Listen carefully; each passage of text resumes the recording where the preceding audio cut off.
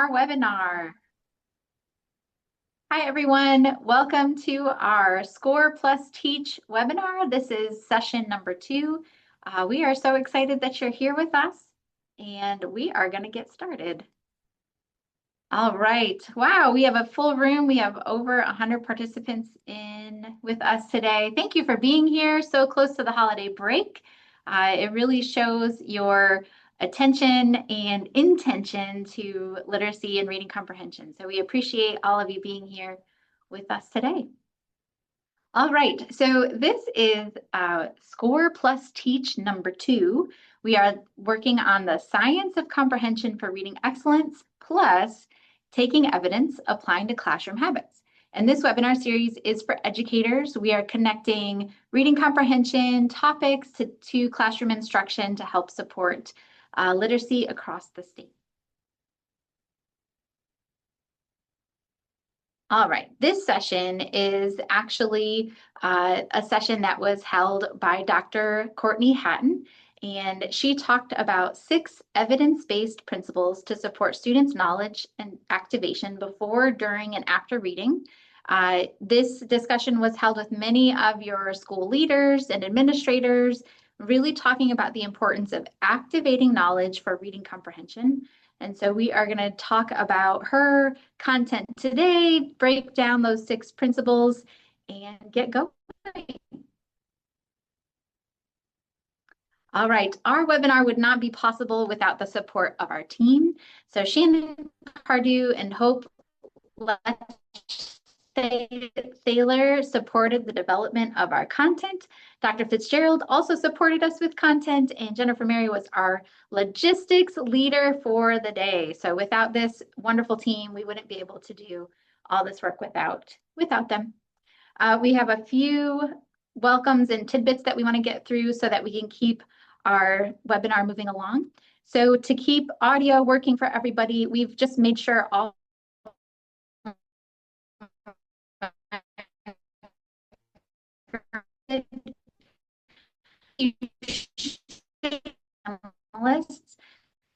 panelists some questions, and we have people to be able to answer. We are putting forced comments in the chat, the guided notes themselves, and it will actually force you to do that. I'm going to throw this in there in case we didn't have that. There we go. So we are going to be going to this time so that you have access to the link.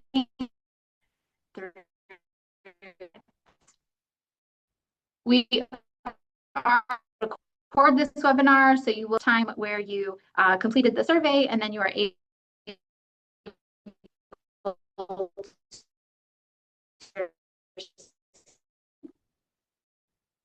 we will be swatting out any AI bots just to keep everything super as we go.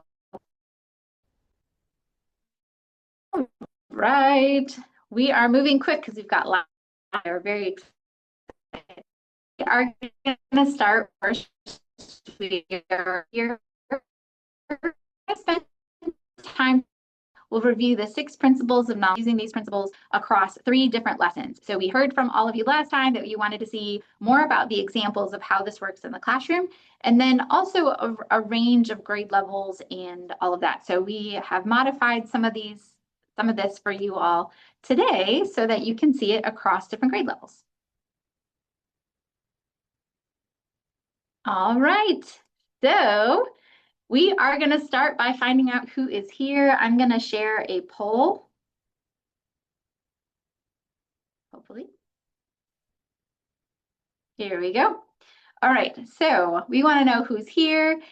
Feel free to put in where you're from, what your role is, and then there's a 3rd question, which is the grade levels that you're teaching and all of that. My name is Dr. Angela Preston. I am the director of the Mebane Early Literacy Center here at UNC Charlotte. And prior to joining higher education, I was a special education teacher in North Carolina. and I loved being in the classroom with all of my students. I am pleased to be able to partner with Mary Durfel, and she is going to share a little bit about herself.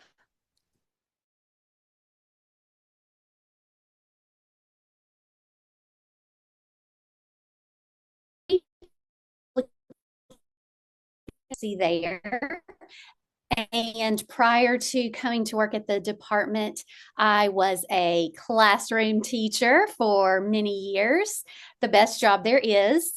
And I did that for 16 years. I always get that wrong. 16 years in the classroom. And then I was an instructional coach. And then I made my way to the department, and I get to work with literacy all day, every day. And I am very, very thankful for that. So that's me. Thanks, Angela. Yeah. I had somebody reached out to ask again about the CEU credits. So at the end of the session, so we'll do CEUs if you join us for the live webinar sessions. At the end, we'll send out a survey. After you've completed the survey, you'll get a link that will give you access to your CEU certificate. Then you just download that certificate, put your name, and we ask that you don't share it with others. But that's one way we will make sure that everybody that's here can access their CEUs. All right, let's keep going. Okay, wait, let me end the poll. We have, pretty good participation. 81% of you have responded so far. This is a big group.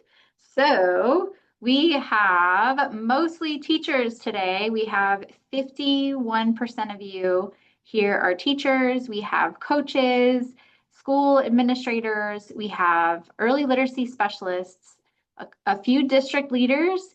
We have state education employees and some university faculty and others. So welcome. I'm so glad you all are here. I'm going to end this poll so you can actually see those of you that are here. And our grade levels, we have a lot of third grade teachers, a lot of everybody, kindergarten, first, second, third, fourth, and fifth makes up the majority of our group today. So welcome, welcome everybody.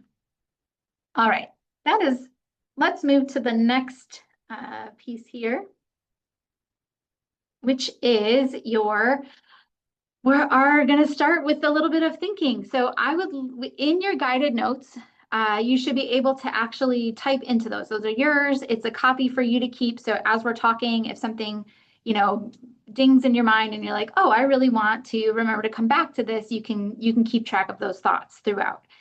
We also wanted to give you a chance to interact a little bit more in this way. So take just a few moments, and I want you to think about what are some of the main purposes of reading instruction.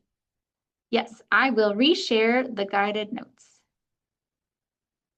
And this will be a forced copy, so when you open it, you should be able to just copy it right to your own drive or download it, however you typically do that.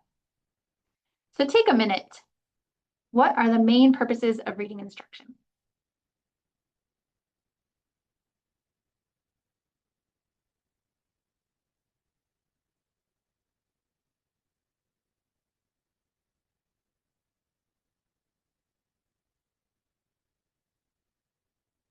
And if you would like to also throw it into the chat for the panelists, I'll read out a couple of what some of you have said and shared, and then I'll also share some others. All right, to enhance literacy, that's the first one that came in. Thank you.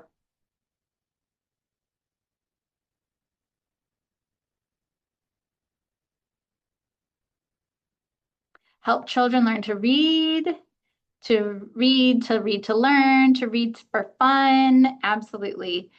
Reading as the foundation and reading for comprehension.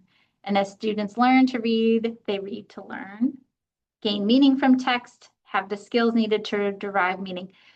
I love how focused all of you are on not just that we are reading, but that we're gaining some meaning and understanding.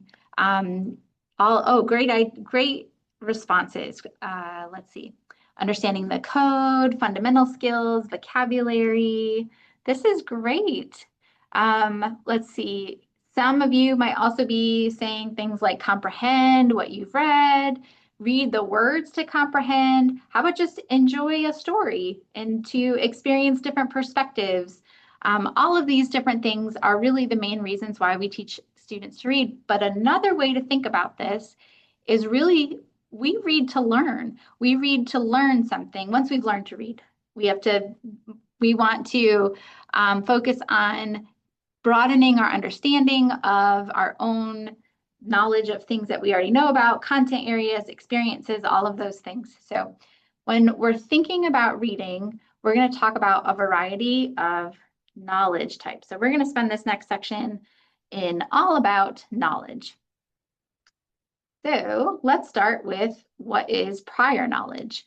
So we all, including our students, are going to come to the table with prior knowledge. And what is prior knowledge? It's everything we already know. It's not just going to be the academic knowledge, but it's also going to be our own experiences. It's going to be cultural and linguistic knowledge. It might be the way we interpret the world around us. It's really what we already know about a topic, but all of these things impact how we learn and how we gain knowledge about a specific topic. And as readers, we use multiple types of knowledge. So conceptual knowledge is really what we already know about this content area or a specific discipline. We all are going to come in with some type of content knowledge. It might be a basic knowledge, it might be an expert level knowledge, but either way, those are really going to impact how we can read and understand and learn something. Linguistic knowledge refers to things like vocabulary or syntax or discourse knowledge. So think about how we order words in a sentence. If you have a stronger linguistic knowledge, you're understanding how we use a verb or how we put an adjective before the noun. And all of those things, again, are going to help us to read and understand. You can also think about what it takes to understand a scientific paper versus a children's story. Experiential knowledge, it has more to do with our lived experiences and our cultural backgrounds. So these experiences are going to play a role in how we interpret new knowledge compared with our own experiences. So what you've gone through or what you've done might impact something new that you're learning about. And epistemic knowledge is really the knowledge of knowledge. It's kind of like thinking about metacognition when you're thinking about thinking. So epistemic knowledge is really being aware of how we construct, how we validate knowledge, how we learn, how we know we've learned what is true, what we know is the knowledge. It's really thinking about knowledge.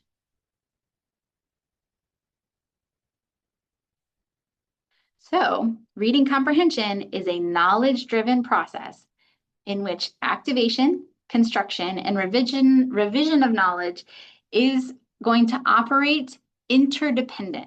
They are recursive mechanisms, they rely on each other. In other words, our background knowledge and reading comprehension are closely connected. And I like to use this visual to be thinking more about what all this means. So the knowledge cycle is a way to think about this whole process. We activate knowledge that we already know, then we build on knowledge by reading something, and then we revise what we already know, and now our new knowledge becomes our knowledge, our known knowledge. And so sometimes we're learning something new or we're just broadening what we already know. The process itself, it's not just a one and done. It's going to happen continuously over and over as we're reading and learning. We're going to activate what we know, build on it, and then revise it into our new knowledge. So this cycle is what's happening in our mind. This is very similar to what you might remember from LETRS as the mental model. That the knowledge cycle is part of this mental model within what you've learned from LETRS. So I want to do a quick review of the mental model. In order to comprehend and make a mental model about what we're reading, a student has to first be able to read the words on the page. That's that surface code. And then they need to be able to understand the meaning of the words. That's that text base.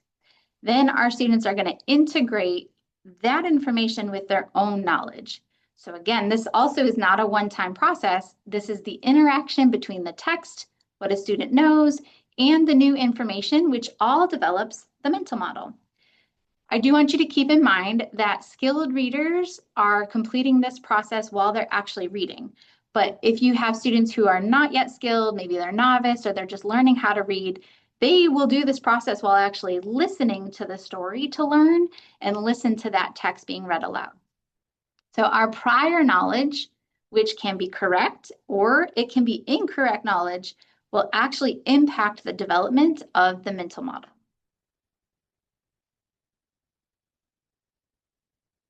All right, so what does that mean for prior knowledge activation? One way that we can support this is through prior knowledge activation, which is how individuals or groups can either intentionally or unintentionally draw on their background knowledge and their experiences to help them comprehend what they've learned from text. So this whole process of prior knowledge activation is going to happen where with either cues or prompting, as a teacher, we can do this explicitly so that students are actively activating their knowledge. But sometimes this actually happens without any external prompts. And as you're learning about something or thinking about something, you're already activating that prior knowledge that you have. So in the classroom, we can do this in a wide variety of ways. So we can teach this one-on-one in small groups or whole group. It can be teacher-led or student-led. That can also be done independently. One that we're going to talk about quite a bit is how this happens before, during, and after reading. This is not, usually we talk about prior knowledge activation as something that happens before we start reading a book. But really, we want this whole process to happen throughout the entire time that we're reading the story. And we know that this is a really important thing to do with all ages of students, from elementary through college. This is really just part of how the brain learns new information, is to be able to activate that knowledge, that prior knowledge. All right, so this is where we're going to actually spend the bulk of our time today. We are going to talk about these 6 principles of knowledge activation.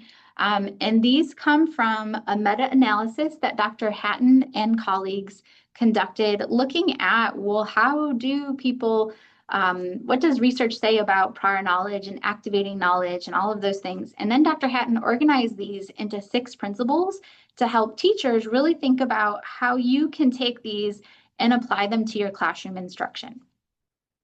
So we're going to spend most of our time talking through these, but I wanted to give you a couple examples first of how you actually activate prior knowledge, just to be thinking about what this already might look like in your classroom, because you might already be doing some of these before we go deeper into this.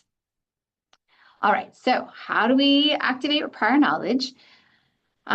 We might do something like open-ended prompts. So I don't know if any of you have done a KWL, the know, want to know, and learned. We're going to talk a bit about that later too, and we'll talk about how important that is to be part of a discussion and not just an independent activity. We might use procedural strategic supports. So this would be the teacher prompting or elaborating while reading or before reading, after reading. Visual representations, visuals, diagrams, concept maps, and then analogic reasoning. That's using analogies to be able to relate to something your students already know.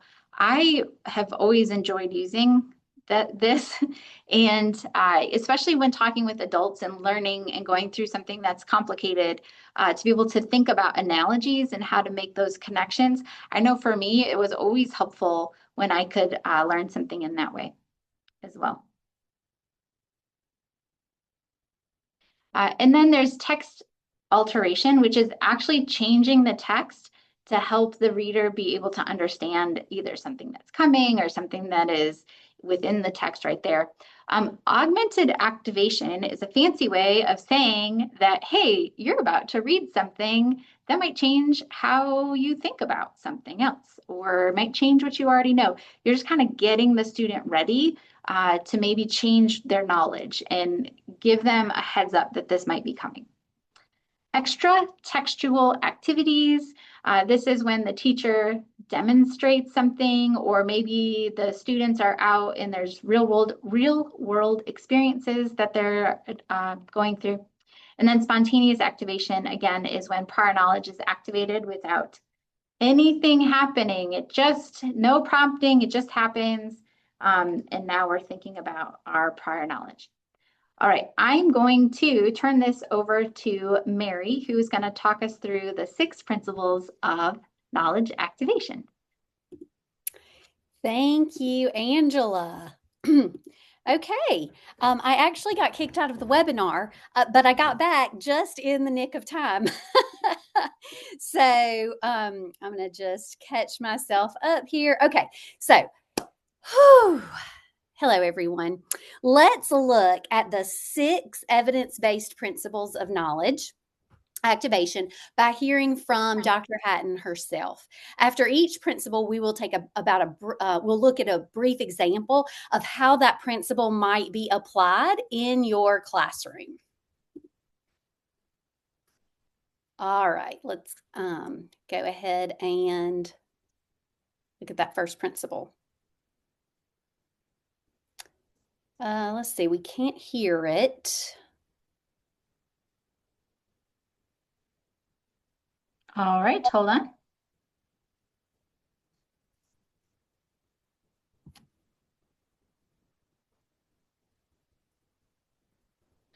So the first one here is that we need to activate students' knowledge before, during, and after reading. So it's kind of a myth that it's important to activate knowledge only before reading. And in fact, what I found in the literature is that activating students' knowledge during reading is most important. So not only asking them, what do you know about this topic before reading, but bringing them back to their prior knowledge throughout the reading process. Some examples of how you could do this is that before reading, you could say, yesterday we read a text about the solar system. What do you remember learning about the solar system? So connecting directly to prior learning. Another way could be to say, how is the information in this particular section of the text similar to something you already know about the solar system? And then after reading, you can come back to this by saying something like, how is the text similar to or different from what you already knew? So again, activating knowledge throughout reading rather than only before, which is what at least I typically see in classrooms and what I also have seen and noticed in curricula as well. Okay. All right, so let's look at this in a classroom context. Okay.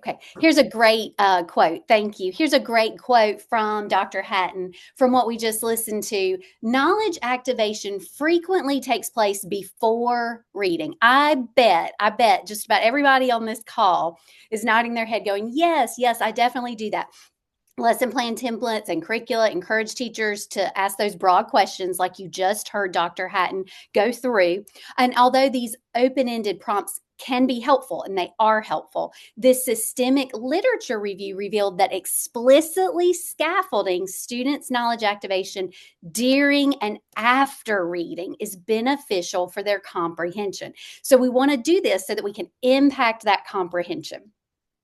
Now we're going to look at this, and we can go to the next slide, in a classroom context using the lens. This is just a brief example because after these brief examples, we're going to go a little bit deeper and show you some lessons. But let's just do these brief examples first. We're going to think about this from the context of doing a unit on civil rights to start with.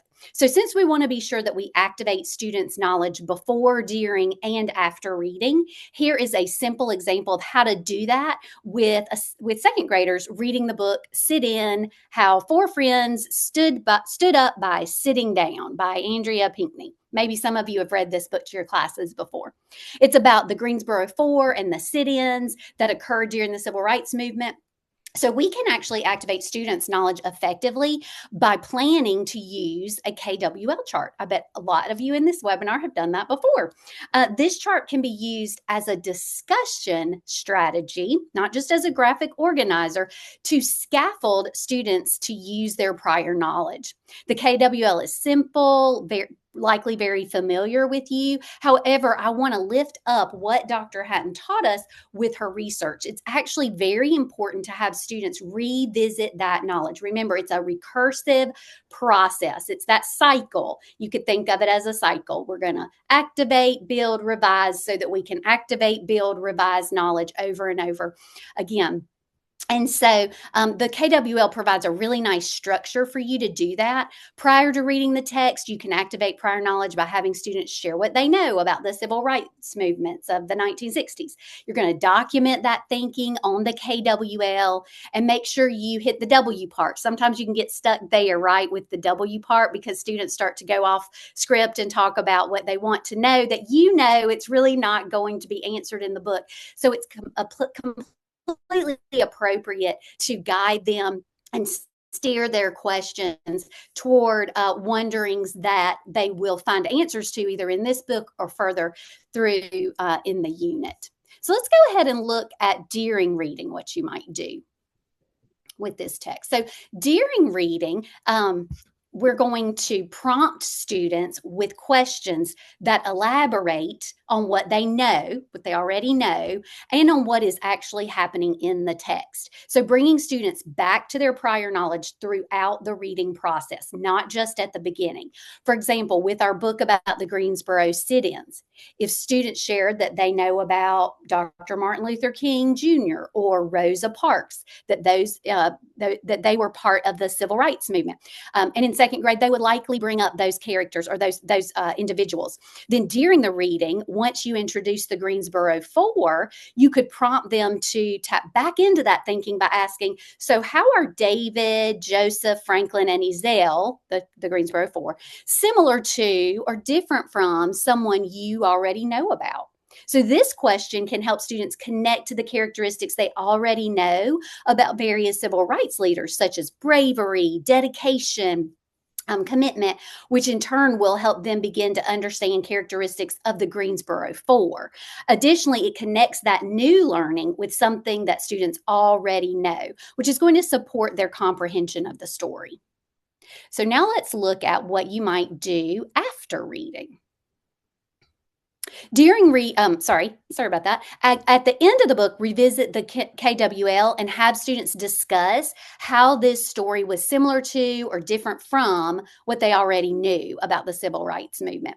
You may decide to provide additional scaffolds for your students as they talk about this by providing some sentence starters. So we're going to come back to it again, even after reading. So now remember this example, and then we're going to tie it into our next knowledge building principle that we're going to hear from Dr. Hatton.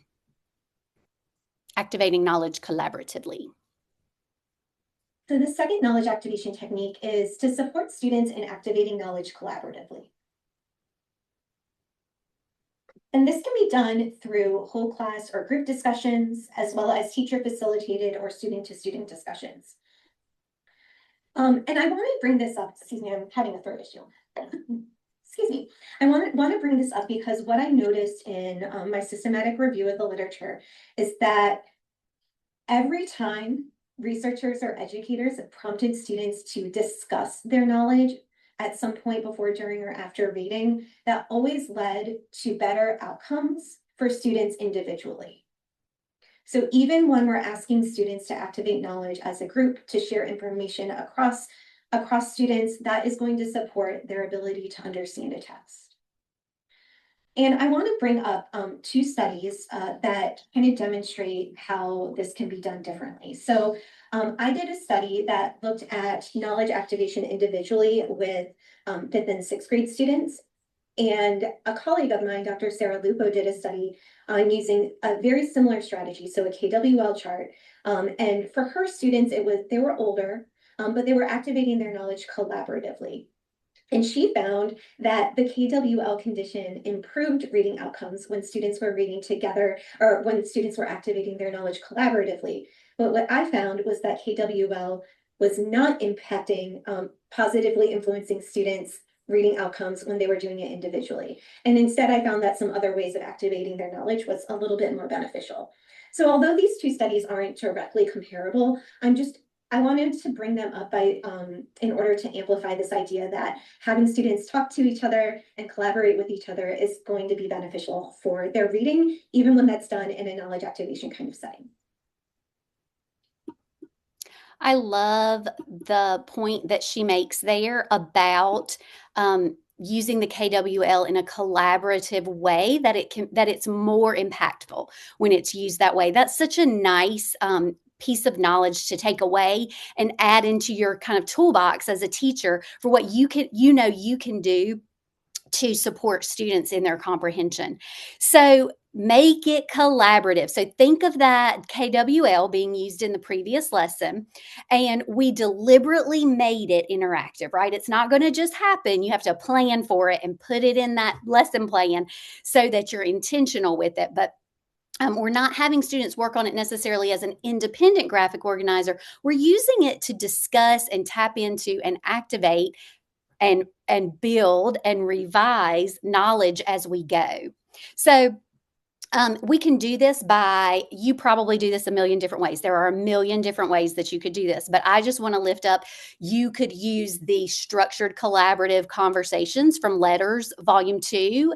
That's in Unit 7. It's on page 170 in my book. Sometimes your version is a little different, so it might be a different page for you, but from my book, that's the exact page number. But there's a structured collaborative conversation routine in there that's really helpful. You could also do something simple by just at the end, ask the question, how is this story different from what you know about the civil rights movement, or the same? And then have students hold up one finger to share similarity with what they know about the civil rights movement, or two fingers to share something that they learned that was different. And then they can partner up with a buddy and they can talk about it. And then after they talk about it, we can talk about it whole group. And I love that we can structure these conversations knowing that is going to support our students' comprehension and their meaning making reading social. Talking about what we read about is going to help increase our understanding. So now let's go ahead and look at that third knowledge activation principle.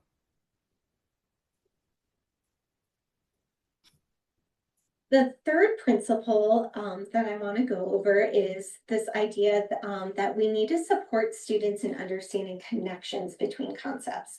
And again, students are likely not going to automatically make these connections themselves. And one of the best ways that I think that we have to do this is through concept maps. So concept maps have a very, very deep and rich history of research behind them.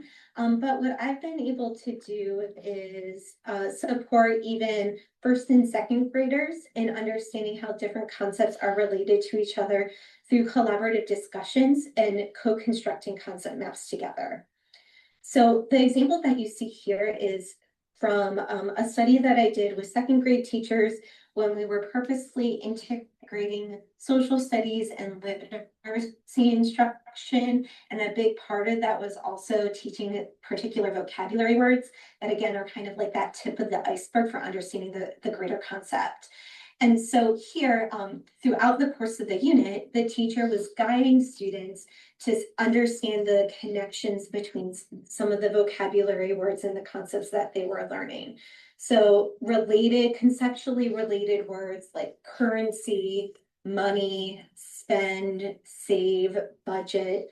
So it was a unit on economics for second graders, but they were able to see kind of how these different ideas supported and connected to each other. Okay, so since our students most likely will not make those connections between concepts without support from the teacher, let's look at how we can bring that into our classroom and do that effectively. Supporting students in understanding connections between concepts could be done in many ways. You guys are probably doing amazing things in your classroom to support students in connecting concepts. But here's what Dr. Hatton really lifted up. A powerful way to do that is through concept maps. So let's look at an example of using a concept map to support students in understanding connections between ideas. Concept maps can be used for a single text, like the book, the sit-in book, or you could think of using concept maps to build knowledge across multiple texts. So if you're doing a unit and you have a knowledge building curriculum and you're using or doing a unit, you could do a concept map around the big idea in that unit. So here's an example of using a concept map for an entire unit of study on civil rights, like with those second graders. This may be a nice way for those of you that have that knowledge building or curriculum organized by theme to think of using this particular strategy. You can use that map to capture how the student's understanding of civil rights develops and changes over the course of the entire unit. With younger students, using a concept map, you're probably going to want to provide heavy scaffolds. That's what this example is. It's a heavily scaffolded concept map, but what I would do here is I would read those cards that have statements about civil rights, and then I would guide students to sort the cards into those three major categories that you see there. What it is, who was involved, and examples. Those are just the categories that worked for this map. And so you might have other categories. That's fine. You're just making connections, right? Then discuss as a class and place the cards in the appropriate category. Where would they fit? Then each day, as you're reading and learning more about the civil rights movement, you're going to revisit that concept map after reading to see if there's learning that could be added to or revised on the map, and think about how it fits in. You might find additional connections that you could add or make as you go. But this is a scaffolded process for our younger students. And then once students become more familiar with it, you can release that responsibility and make it more akin to an open sort or open process where students are actually determining what are the categories and how are they connected. But if I was doing this to start with my students, I would heavily scaffold it first, and then I would gradually release that responsibility as they become more and more familiar with concept mapping. And on the next slide there, you'll see just a quick example of that might be some of the learning that students pull out from the Greensboro sit-in book. And then you could add that and discuss, where does that fit? The Greensboro 4. Oh, well, that's who was involved. So we can add that in. And so that is kind of how the concept map could work in that way. All right, now let's look at the fourth example of knowledge activation. The fourth evidence-based principle that I want to share with you is support students in recognizing discrepancies between their knowledge and the text. A lot of times when I'm talking to teachers and in my own teaching experience, there seems to be an emphasis on noticing when things in the text are similar to a student's experiences. However, having students think about how the text content is different or maybe even conflicts with what they think they already know can be really beneficial. It kind of helps students to be able to see like, this is, or acknowledge that this is different and think about why it might be different. But having said that, I also want to emphasize that discrepancies between students' prior knowledge or experiences and the text are not necessarily negative. So Ballinger did a really great study in 2004 where she looked at students' understanding of a text called The Three Robbers. And what she found was that her understanding of the text was quite different from how her students ended up understanding and comprehending the text, but that her students had perfectly reasonable and accurate understandings, even though they were quite different from her own. So I'm saying this in order to acknowledge that students can have valuable insights into texts given their cultural knowledge, their life experiences, which may deepen their understanding of the text, even if that understanding is different from someone else's interpretation. And here we can also think about Dr. Bishop's work in making sure that students have exposure to texts that are windows, mirrors, and sliding glass doors. So texts that reflect themselves, texts that provide them with windows into other either worlds or other cultures or other experiences, as well as sliding glass doors, which allow them to actually move through into those other worlds. Okay, so far we've focused on principles that tend to emphasize when things are similar to students' experiences. However, focusing on what is different or conflicting can be beneficial. Acknowledging these differences allows the opportunity to explore why we might have different ideas. Oftentimes, this is because we're about to learn something new or gain a new perspective or see a new perspective. Different perspectives can be valid when comprehension is still on track. Cultural knowledge and life experiences can and will shape the way in which all of us approach a text. A text can act, as you heard Dr. Hatton talk about, act as a window. It can act that allows me to view a new perspective, a sliding glass door that helps me imagine or experience a new perspective, or a mirror that helps reflect my own experiences back to me in a self-affirming manner. And we're going to look at another text in the social studies unit on civil rights. This is all just an imaginary unit. I know you guys are all tracking with me there, but I just wanted to clarify that. I bet a lot of you have used the book Ruby Bridges with your classes. And if you haven't, maybe you're familiar with her story, but that would be a great text to be part of this unit. And during the reading of this book, the teacher could use a compare and contrast table, like you see here on the slide, to help students understand that the experience they have in school today is not the same as the experience that students had in school during the years before and during that civil rights movement. Some students may have the idea that integration of schools was welcome by everyone, or that maybe they may be under the impression that all people wanted integration when it happened. Because they go to school with many students of color and that's their lived experience.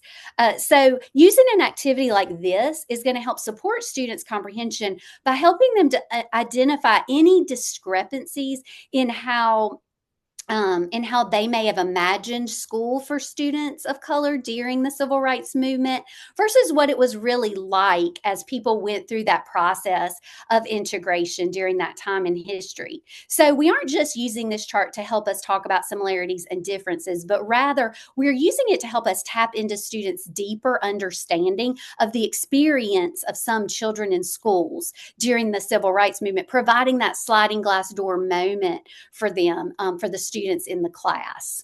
So that's just one way that we could bring that fourth principle into the classroom. There are many other ways, and we'll look at a few others as we go today. All right, let's look at the fifth knowledge activation principle. The fifth evidence-based principle is addressing misunderstandings. And this can be done in a few different ways. I think often what I see teachers doing is they'll activate students' background knowledge, but they kind of let a misunderstanding sort of sit in the air and kind of settle a little bit rather than addressing that right away. So we do want to address it right away so that students aren't kind of linking and connecting to that misconception.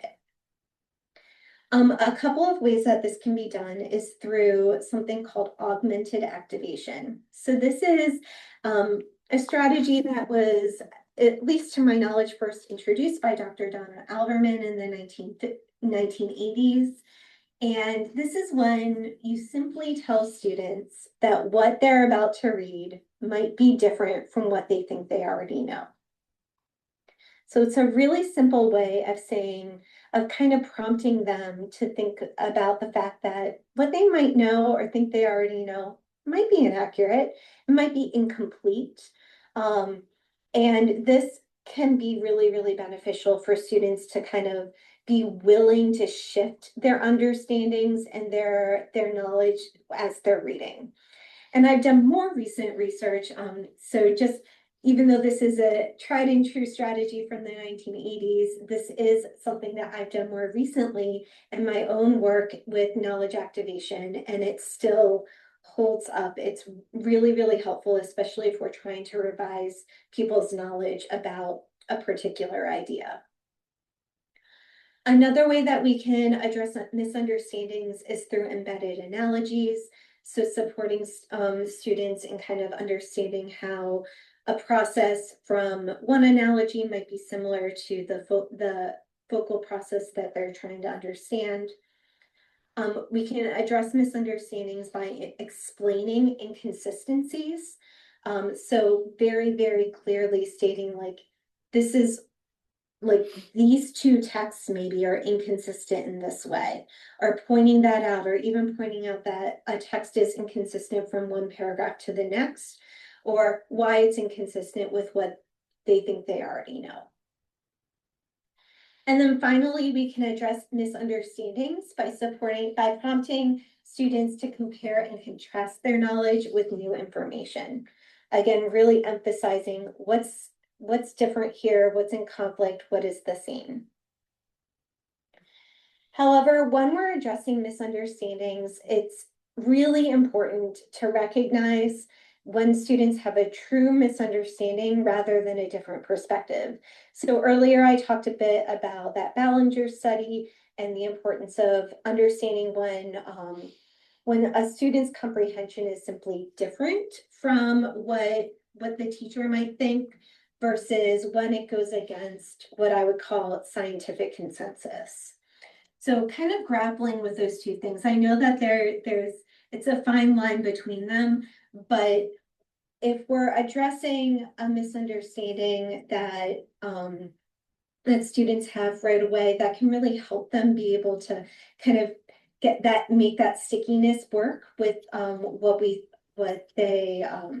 with what's going on in the text. But if we also need to kind of be cognizant and be aware of when their understanding is simply different. All right.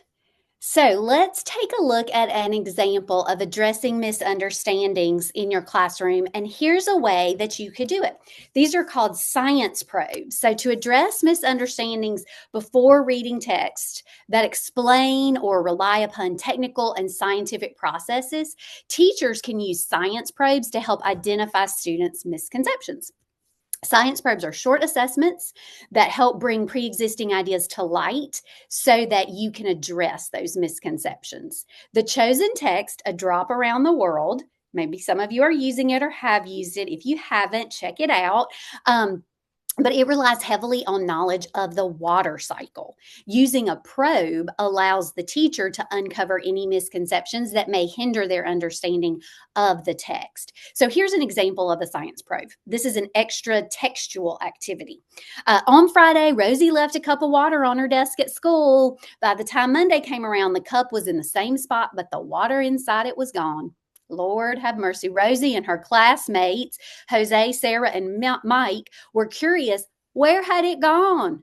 Rosie said she thought it had all absorbed into the glass. Jose said he thought it had turned into air. Sarah said she thought someone had spilled it. And Mike said he thought it was now water vapor, like the clouds. So who do you agree with and why? Then you'd have the students put sticky notes next to the students that they agree with most. Notice in the picture there that there are some misconceptions here, that if we don't address, students may miss out on the knowledge that the book is going to bring to them. So there's a subtle difference between Jose thinking the water had turned into air and Mike referring to it as water vapor, like the clouds. So before reading that chosen text, you could then let students know that they should listen closely to the text to see if their thinking is correct. And I would let them know only one student in our class was right about where the water went. So what we read might be different from what you thought or what you already know. This is an example of augmented activation. Depending on the knowledge that you gain from charting student responses, you could be flexible in your approach. You could address the inconsistency head on, like I just gave you the example of. Hey, this is probably, you're going to learn something different than what you thought. But, or you might look at it and and think about addressing it a different way. But you've got some data that you can now use to activate, build, and revise that knowledge in a more effective way for your students. One note is that this whole activity should take no more than about 5 to 8 minutes. Keep the probe scenario short, give students time to think, but do not try to change their minds at the beginning. You want to allow them to chart their responses based on their own beliefs and let the learning happen during the reading, right? And bring it back at that time. So the water cycle is part of the second grade science standards. And this lesson is actually a lesson that you can get from Achieve the Core if you're interested in looking at that. So let's go ahead and look at the final knowledge activation principle. And then the sixth evidence-based principle here is considering the amount of topic-specific knowledge that students have. So here, I really recommend that educators consider what information students need to know before reading versus what information students can learn from reading. And one way of thinking about this, and I was working with a teacher candidate yesterday and kind of thinking through this, is when you're thinking about, for example, vocabulary knowledge that students need, if the vocabulary word is very explicitly defined in the text, that's probably not something that you need to pre-teach because they can figure out the meaning from the text. But instead, we can think about what is absolutely necessary in order to be able to facilitate the understanding versus what can students get from the text. We can also think about various entry points. So what entry points can help students understand the text? So if we go back to the example that I used earlier about an ecosystem, when reading a text about a specific ecosystem, such as a forest, students might need to know something like the difference between living and non-living things, or have a general idea of how an ecosystem works. But for the specific text that they're reading, they're going to learn from that text how a forest ecosystem operates. So they don't need to know everything about a forest before they read the text.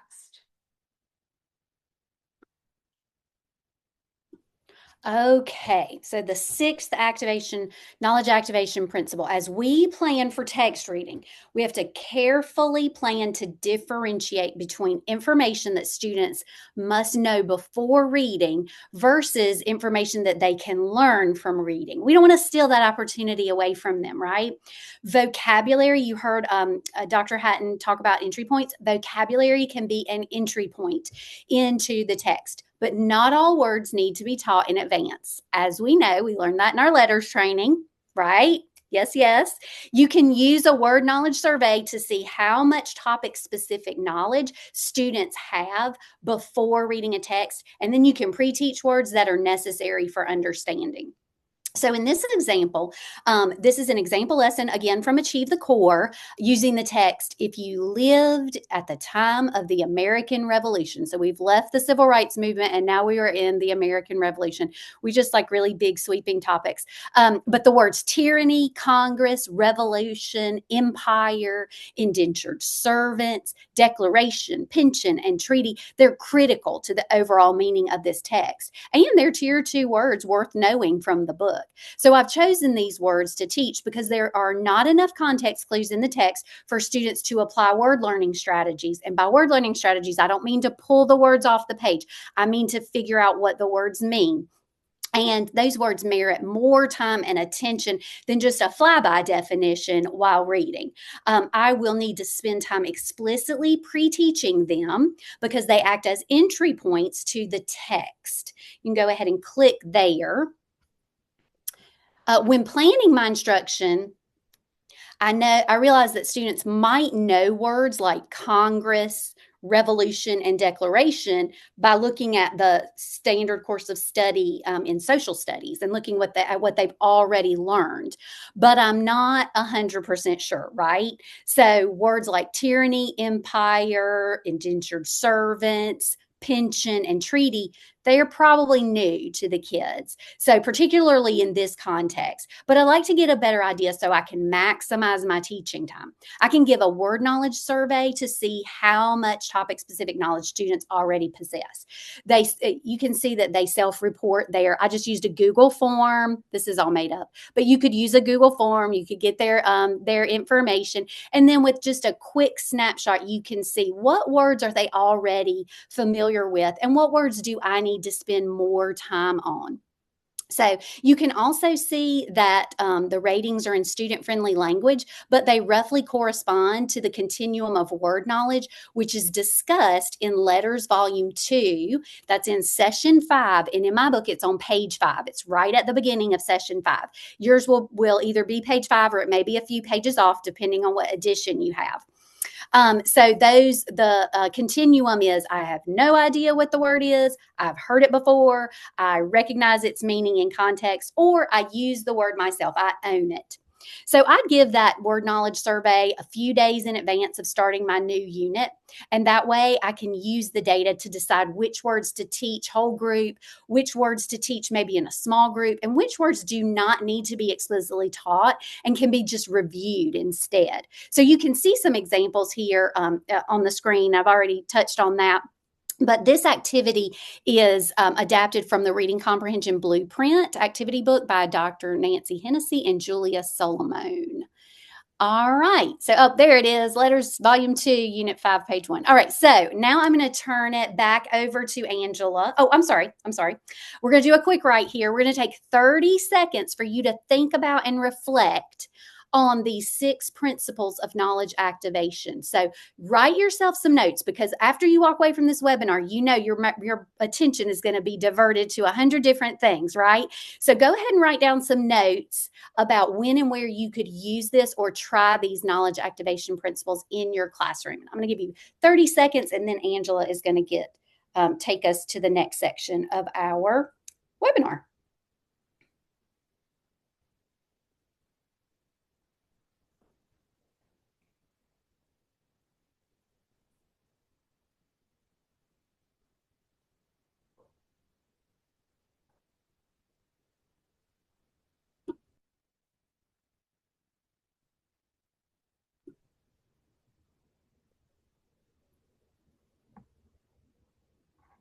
All right. That was close to 30 seconds or so. And That was it. You got it. Oh, look at that. Yep. I usually don't have a good sense of time, but that one I felt like was about 30 seconds. Okay. So we want to make sure we get through these classroom examples. So we're going to talk about knowledge activation in action and what this would look like with different grade levels. So first, I wanted to start with a review about the processes of the knowledge cycle. So if you remember, that very first process of the knowledge cycle starts with an A, rhymes with schmactivate. Yes, it's activates. Very good. And then we're going to build, and then we're going to revise. So this idea of a cycle is that we want to activate our prior knowledge, what we already know. Then we're going to build based on what we're reading and learning. And then that helps us to revise what we knew to now make what we now know our known knowledge. And so then the cycle repeats. So then we're activating now what we know, building and revising, and going through that whole process over and over again. So we're going to look at this from a kindergarten and first grade perspective. We're going to read the book, So That's How the Moon Changes Shape by Alan Fowler. And first, I want you to activate your prior knowledge, and I want you to write down in your guided notes, what do you think first graders know about the moon? What do they know? Think of it from a first grader's perspective. What do our first graders know about the moon? That's all I'm going to say. All right, take a moment.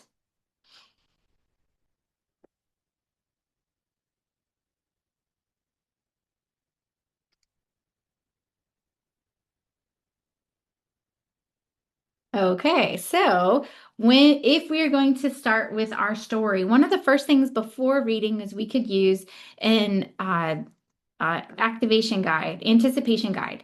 So we as a teacher, I would read the sentences to the students. I might have this up on the board and we're all doing this together as a discussion. I might have my students each have their own, or maybe they're in a group together and they're going to check if they think the sentence is correct. And they're going to put an X if they don't agree with the statement. So I would read my sentence, the moon changes shape. My students are like, yes, I've seen this moon change shape. I know that the moon changes shape. And then I would say, how about the moon shines light? And the kids are like, yes, I know the moon shines light. I see it bright in the sky every night. So we're getting our students to think about what they already know, activating that prior knowledge about the moon. Okay, so then I want to also look at principle number 6, which is getting our students to think about their content knowledge. What do we already know? So I'm going to do some vocabulary instruction. I'm going to teach them the word reflect. So reflect means to show or bounce back. And then I might show some examples like a mirror reflects your face, the water reflects the sunlight, glass windows reflect sunshine. And this example is going to work really well with visuals. So I would want to have these visuals to help support what this idea of reflects means. And I might give the students a chance to actually come up with some of their own examples of reflect. And then it's also important for them to understand the word crescent. So I picked both of these words because our two questions, the moon changes shape and the moon shines bright, those are the two things we're trying to learn about today. So crescent is another important word for them to be able to know. And this is also best taught through visuals, through models. So I would do something like this. This is a crescent, this is a crescent, this is a crescent, this is a circle, this is a crescent, this is not a crescent. And I would do that for all my different examples so that they're learning what a crescent actually looks like. And then I might say, what is this? And they say crescent. What is this? What is this? What is this? What is this? And so I can have my students telling me what is a crescent, and then I might have them draw.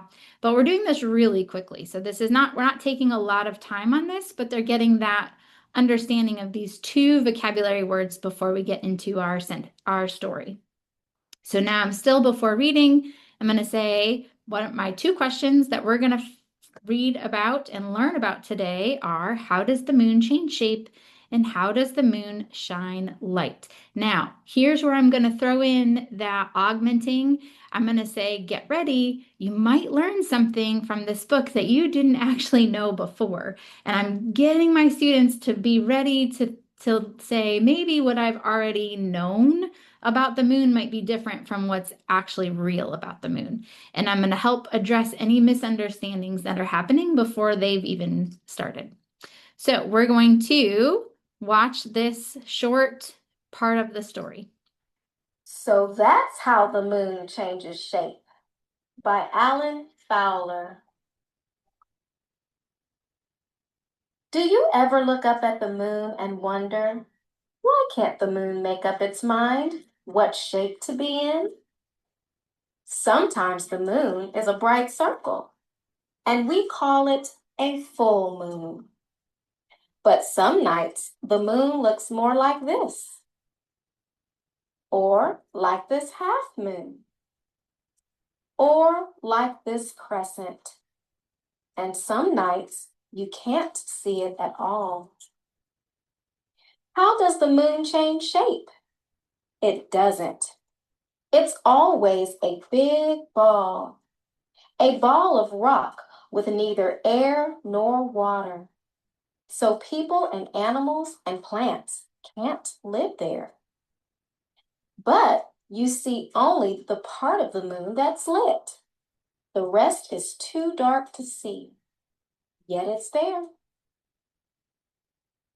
All right, and that is, the book is being read by Tasha Hefner from the Phonics Inspired by Marva Collins YouTube page. So thank you for sharing your videos. Okay, so now I'm in the during reading. We've read this part together, and I heard her give us an answer. The book said, you see only the part that's lit. The rest is too dark to see, yet it's there. So that's different than what I thought. I thought the moon changed shape, but the book says the moon is still there. So I'm going to change and add we're going to then have a conversation about how we talked about the moon changes shape. And really, it doesn't. It stays a ball. It stays a circle the whole time. So here we are addressing the misunderstandings, and we're continuing with principle 1, where we are revisiting this anticipation guide during the reading, not just before. All right, so then we're going to continue with our story. Why doesn't the whole moon shine every night? Because the moon doesn't really shine at all. It's the sun that shines on the moon and lights it up. We say that the moon reflects the sunlight. Even though the sun is on the other side of the earth at night, where you can't see it, the sun's rays may still reach the moon and make. All right, I heard another answer. So does the moon shine light? The book says the sun shines on the moon and lights it up. So then we would talk again about how that actually means the moon is not really shining. And here's that word reflect that we talked about at the very beginning. So we are addressing our misunderstandings. We are revisiting the anticipation guide during reading. And then we would finish our story. The moon is always traveling in a big circle around the earth. Depending on where the sun and moon are in the sky, we may see some of the moon, all of the moon, or none of the moon, lit up by the sun. So that's how the moon seems to change its shape. Next time you think you see the moon shining, remember, you're really looking at sunshine. Okay, so there is our book. We would read that. We would read it and pause more throughout the story. But for what we're doing, we're going to focus a bit about the word reflect again. So the last thing we learned is that the moon does not shine. So you might ask them, have you ever looked at the moon and thought it was glowing? Did you think it was shining?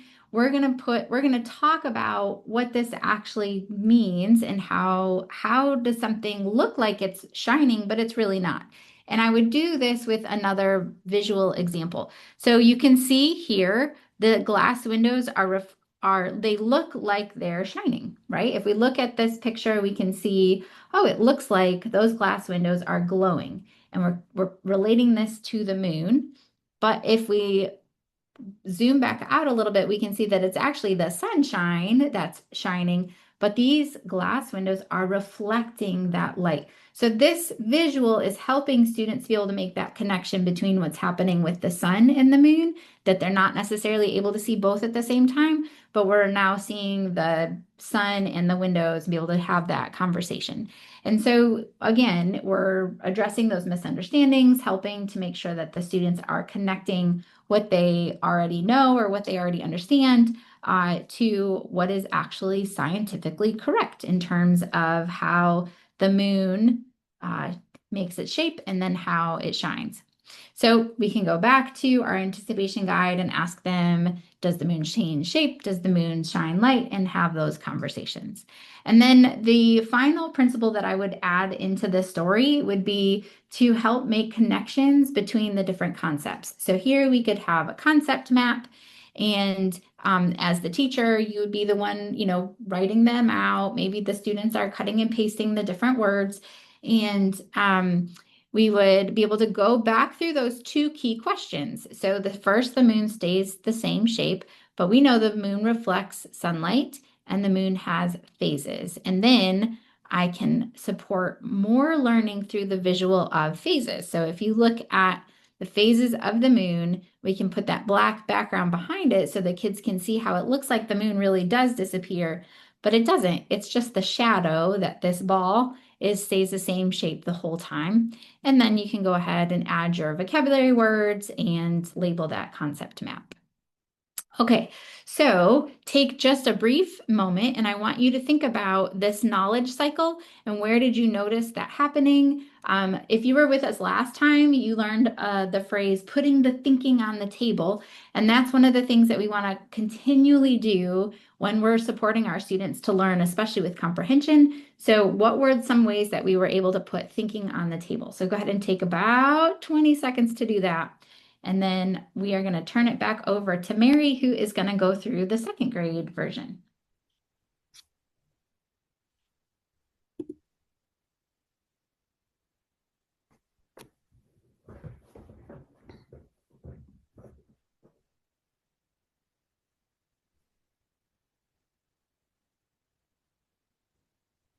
All right, that was 20 seconds in my head. Mary, take it from there. Okay. I love that Angela reminded us about putting the thinking on the table. And what I think is so great about Dr. Hatton's work is that she gives us lots of ideas about how we can do that for kids, right, in the classroom. So now we're going to look at a second grade prior knowledge activation example. In this next section, we're going to look at a sample lesson. It's from Reading Rockets. In this example, a second grade teacher is reading the text Jin Woo by Eve Bunting. Some of you may be familiar with it. This is a story about an adoptive family meeting their newest member for the first time. And I actually love this lesson so much because my oldest daughter was adopted. And so that is, this is kind of not exactly the same, but similar to her story, which makes me very happy thinking about sharing this with you, because I think sometimes we forget that families in our classrooms look all kinds of different ways. And so we can honor and learn about all those families as we're learning in our social studies standard course of study and as we are addressing those topics. But so I want you to notice as we watch the lesson how this teacher expertly interweaves the different principles of knowledge activation to help her students construct a thorough mental model of this text as they activate, build, and revise their knowledge. So go ahead and, sorry, in your guided notes, you have a guided note. You have a forced copy of a viewing guide for the video. Go ahead and open up that viewing guide because it has some questions for you to focus on to just kind of draw your attention to different things that happen in the video. So if you'll open that, you'll get an opportunity to see those questions, and then we'll debrief them after you watch the video. So this is the before reading section. The teacher's going to use an anticipation guide, similar to what you saw Angela do, but she's going to use it as a tool to help students begin examining their own perspectives. So an anticipation guide has statements, just like Angela told us, related to the enduring understanding. There's also in your guided notes, there's the link to the template from Reading Rockets for this particular type of anticipation guide. So let's go ahead and look at your video viewing guide. Look at those questions, and we're going to go ahead and watch the before reading section of this second grade lesson. Good morning. I want to share a story with you today called Jin Woo. And I think you're going to love this story. And I'm also going to share a strategy with you called the anticipation guide. To anticipate something is you're waiting for something and you don't know what's going to happen yet. And what's great about this strategy, what I'm about to let you try, is I think it will get you super excited to hear this story. So we're going to jump in. First sentence in the box says, look at the picture on the front cover. The boy in this story is very happy about this newborn baby. So if I were filling this out, I would look at the picture on the front cover and decide, do I think that's true or not true? Do I agree with that? Let me read it again. The boy in this story is very happy about this newborn baby. Well, I'm looking at some of the clues that I see. He's smiling. He looks calm. His shoulders are down.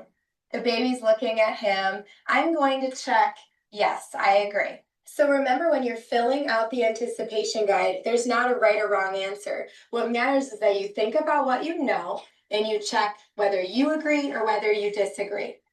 I'm going to read the next one, and I'm going to ask you to agree or disagree, and you're going to put the check on your own.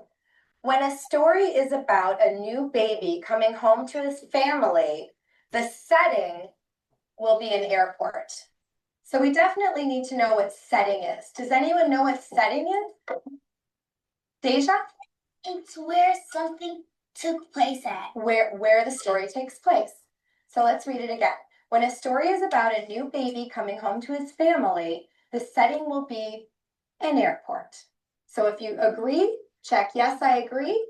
And if you disagree, say no, I disagree. Take the time to read each of the statements on the anticipation guide and ask students if they agree or disagree. It's also important to give them opportunities for discussion. Go to the one that says tiny babies can send messages to their older brothers or sisters. How about Isaac? I thought about that one because babies can communicate to their brothers or their big brother or sister by crying, because when they cry they like send like I want that thing. So did you mark yes, I agree, or no, I disagree? I put yes. Because you think that's a great point, because you're thinking about the messages that are being sent are really happening from babies through crying, right? So now, All right. So let's look at that viewing guide. Look at your viewing guide. Question number 1. What tool does the teacher use to activate knowledge before reading? She uses go ahead, Angela. Sorry. That's good. She uses the anticipation guide before reading, right? And hopefully you took some notes as you watched on the knowledge that she activated before reading, so that we can see how she returns to it in the during and the after. Okay, so in this example, this teacher uses that anticipation guide before reading a text about an adoptive family to help students activate their concept of family, using those statements like you heard. When the story is about a new baby coming home to his family, the setting will be an airport. And there were other statements. Remember, activation is like pulling up a file folder or a schema on a certain concept. In this case, it's families. So although the focus is on activation here, we're going to return to the anticipation guide later to see how we can add to or build as well as update or revise students' concepts of family. Let's look at just real briefly question 2. How does the teacher activate knowledge collaboratively? Feel free to drop some things in the chat or in the Q&A. The teacher activated knowledge collaboratively by opening up the activity for discussion and keeping the focus on predictions rather than correct answers. So students are able to collaborate to explain their thinking and are encouraged to share their unique opinions and perspectives. In this way, all students get to activate their knowledge and begin to build a collective understanding of families. And then I want to draw your attention to that third question on the viewing guide. How do you think the teacher might use students' responses to tailor instruction?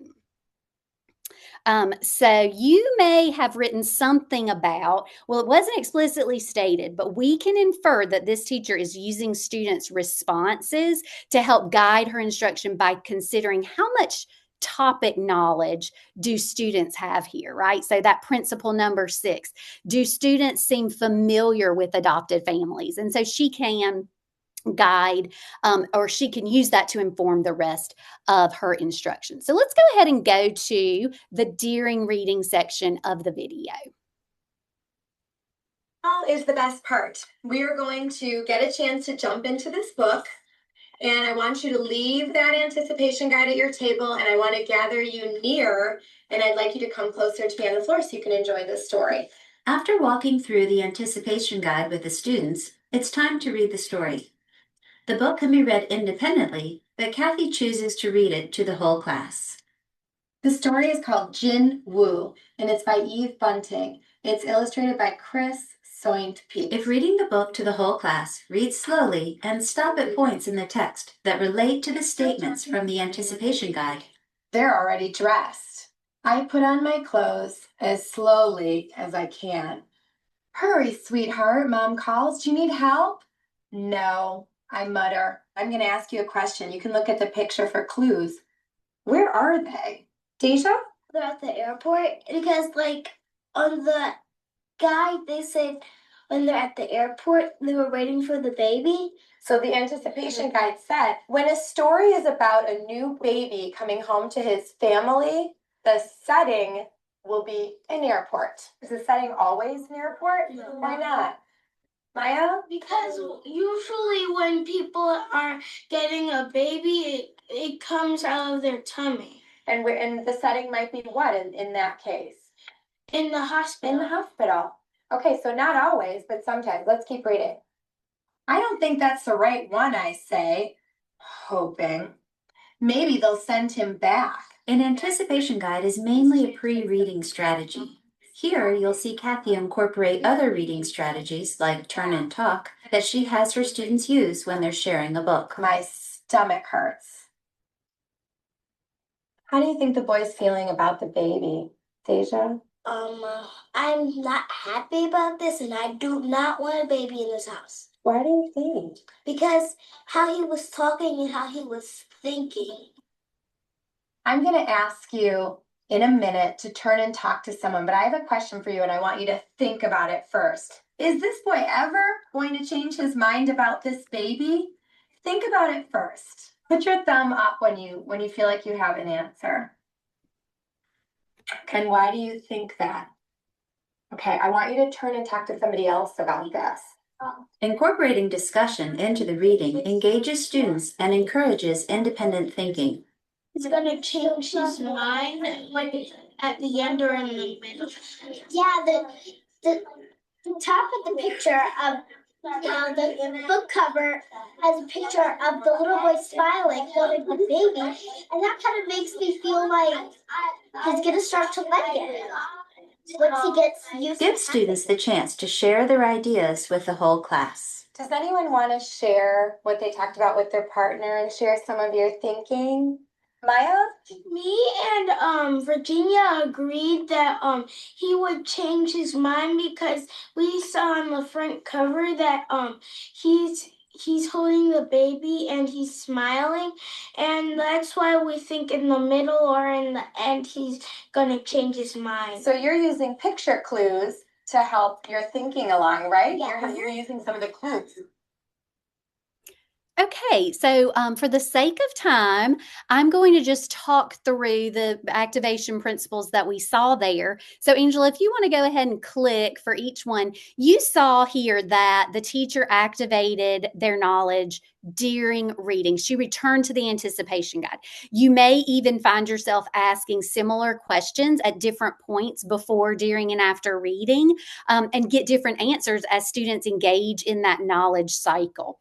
I also want to draw your attention there to this teacher supporting students in recognizing discrepancies. Number 4, that principle number 4, recognizing those discrepancies between their knowledge and the text by drawing their attention to that unexpected setting of the airport. Students weren't wrong when they predicted the setting would not be an airport, as we learned that a difference in perspective does not always mean a deficit in understanding.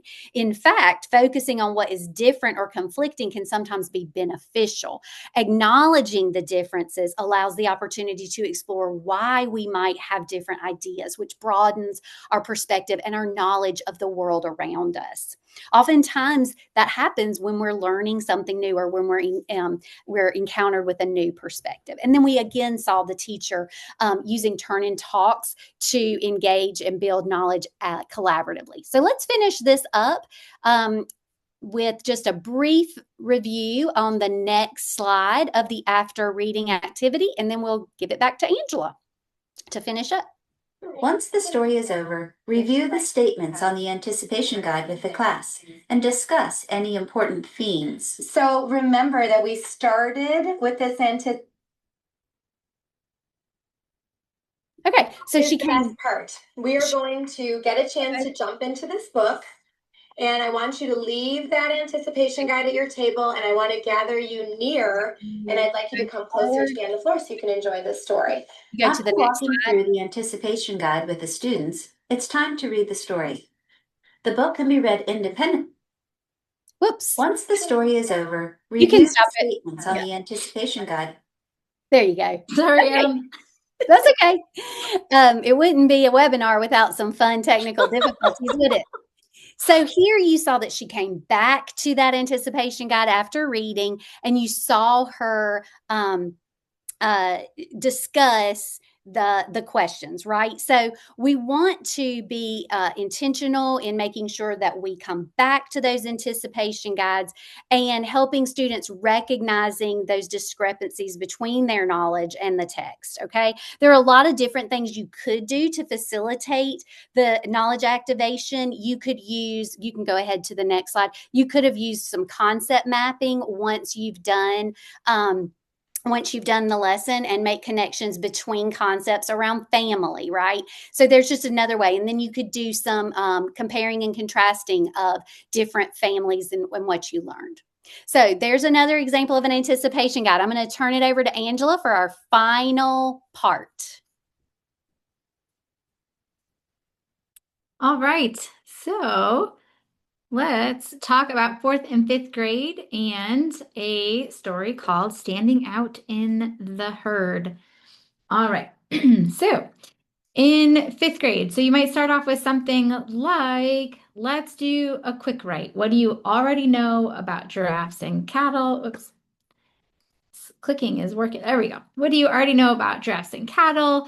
And then you also want to make sure that your students have an understanding of the term cattle. So does anybody even know that? Or do they use to saying words like cow? And so ensuring that they have that information. And then you would also be able to just have your students discuss and collaborate. So that idea that we oftentimes do anticipation guides kind of as a independent thing or even a quick write as an independent thing, but we want our students to have some conversations and talk with each other, because there's a lot of research that was saying that really supports that discourse together versus just your own interpretation of the information, but that it's helpful for your students to be able to learn from each other and talk with each other. So then we could move into the next part this is still that before time. All right. And we want our students to think about how many ways in which giraffes and cattle are similar or different. So when we do that, we're looking at principle number 1, because we're still asking these questions before they read the passage. We are having our students collaborate and discuss with each other, and then they're making connections between concepts. So here's principle number 3, where we're giving our students a chance to think about, what are some similarities between giraffes and cattle? Because at first glance, we might think there's probably not a lot that's alike between the two.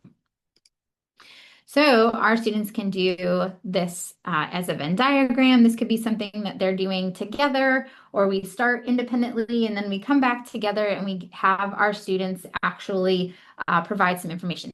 This also gives us, before we've even started the story, a chance to think about what's the knowledge level of our students in the content area around these animals, even words like mammals and herbivores and all of the different things that the students would need to know in order to more fully understand our story. So we would then read our story. And their passage link is actually in your guided notes.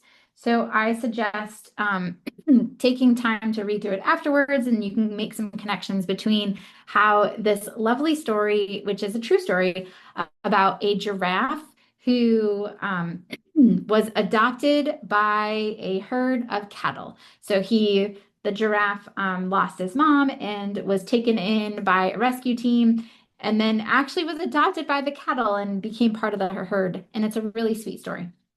So you would have your students read the story. You're going to ask them questions about the passage. You're going to take time to review the vocabulary, all of those things that we would typically do during. But the really cool thing about this is that these are all of those principles that we've been talking about. So when you're asking questions about the passage, you're activating their prior knowledge during the passage. You're reviewing the concepts the connections between concepts when you're talking about vocabulary and the topic-specific knowledge. In Principle 4, you're addressing any misconceptions and then providing them with some more topic-specific knowledge. So then we go back to our visual representation, and now we can actually add what we've learned from reading the story together back to our concept map and be able to say, okay, so here's some things that we now know about what makes them similar and different that we didn't know before we were reading our story. And then again, after reading, we're going to go back through these different principles, and our students at this point would be working with a partner to look through the visual together and have those conversations. So this is something that our students are doing as a group, but also could be doing in partner work to then contribute back to the whole group. Because remember, we want that collaborative connection with our students. And then we can make connections between texts. So if you didn't pick up on this, our second and third grade story was about adoption. And so we also were able to make some connections to our fourth and fifth grade story, also about adoption. So it was a very sweet story that I recommend reading when you get a chance. All right, so that would be a fourth and fifth grade really quick review of how you could apply that with the older students, and some takeaways that we have just for you as we're wrapping up here. But remember that every student shows up with their own knowledge, and it's not wrong. It's their experiences, it's what they've gone through. And then if there are misconceptions or misunderstandings, those are the ones that you would want to address. But just to have those discrepancies, that's just not necessarily wrong as much as your own experiences and where that's led you. Also, you want to consider how to make literacy lessons centered on building knowledge. And that's a big one to take away with you as you think about how to apply this in the future. Remember about the knowledge cycle being recursive and how our principles don't all have to be addressed in every lesson. Just like we would with standards, you would want to think about what is the best way to teach this story? Which principles make the most sense within the story that I'm teaching or the knowledge that I'm trying to teach as well. And then activating prior knowledge before, during, after, and collaboratively. All right, that is our session for you all today. We are very grateful for everybody staying here and being with us. We're going to put the survey in the chat, and I want to share a very exciting and an invitation for all of you to save the date for the Mebane Early Literacy Summit. This is a free conference that we hold on campus, and we are excited to be able to share that Dr. Holly Lane will be our keynote speaker at our conference this year. It will be at UNC Charlotte on campus. Again, it's free. It's on a Saturday, so you don't even have to worry about school. And we would love to have all of the teachers that have been joining us for these webinars to come to Charlotte and learn all kinds of information about literacy. We will actually have Shannon Purdue, who was one of the people who supported the webinar today. She will do a presentation on this as well. So it is on Saturday, February 28th from we'll start about 9, registration starts at 8, and we'll go through the whole day and end with a really fun reception at the end. So we hope you can come. The registration link is in the chat right now if you're interested. And as a reminder, we will have a video recording of our session today. We will also send out a survey, which should be going out in the chat now. And then what's coming up next is our SCORE read aloud is going to be with Dr. Tanya Christ, and that is Wednesday, February 4th. It will be at 9:30. That is for your school administrators. And then our next SCORE Plus Teach will be after Wednesday, February 4th. That is incorrect. So we are not doing it on the same day. I apologize for that. There you go. So we have 2 things coming out in the chat. First, okay, we're needing the survey. So the survey link and the registration for the summit should both be in the chat now. And that is it for us. So thank you everybody for joining us. Thank you for continuing to prioritize literacy in your schools. We hope to see many of you back online in February, and then share this with your school administrators so that they know about these sessions as well. And we hope to see you in person on February 28th at our Literacy Summit. So thank you everybody for being here and joining us. Have a wonderful holiday and take some time to rest and recharge. Thank you, everybody.